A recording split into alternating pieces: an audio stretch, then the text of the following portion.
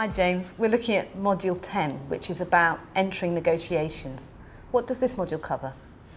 It looks at how and when you should negotiate and the key issues you should focus on.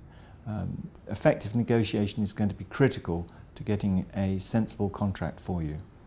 So who should read this module? Well, this module is aimed at Tier 2 and Tier 3 providers of services. They'll be contracting with Tier 1 providers who are the primes. It's particularly important to think about these issues not only when you're negotiating the contract, but at the point at which the Tier 1 is asking you to join their supply chain, i.e. to be their subcontractors. The module focuses on the ISPA and it's particularly important for those people who are using that agreement to read these modules. So why are the Ministry of Justice promoting this type of agreement? They're promoting it because they want to protect the supply chain. They've set out what they call market stewardship principles, which are supposed to guarantee appropriate risk allocation and transparency between the Tier 1 providers and the Tier 2 and 3. Remember, the Tier 1 provider's got its own service agreement with the Ministry of Justice, which will be an important document that you need to look at. This is a subcontracting arrangement and is still in draft. To some extent, it certainly improves transparency, and there's a clear commitment to proper allocation of risk.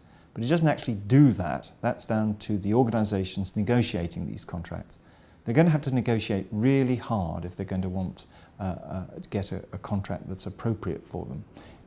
And not all organisations are going to find these contracts are appropriate for them. The Tier 1s are allowed to make grant funding under the service agreement that they have, and it may be that that sort of funding is more appropriate for the smaller Tier 3s. So what do you think organisations entering this type of agreement need to do?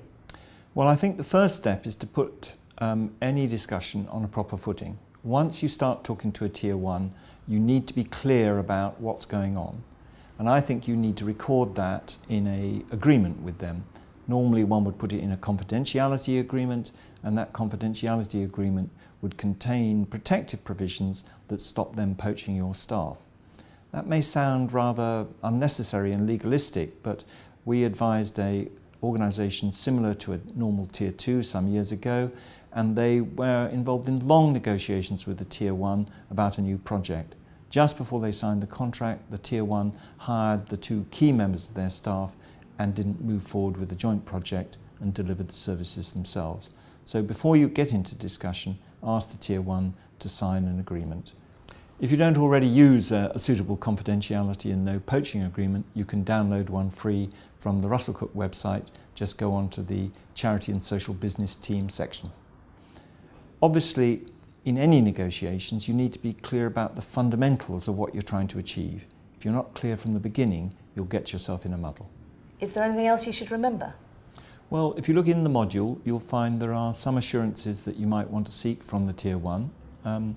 But do remember, fundamentally, this is going to be a legally enforceable agreement, and you should take legal advice before signing the final version of it.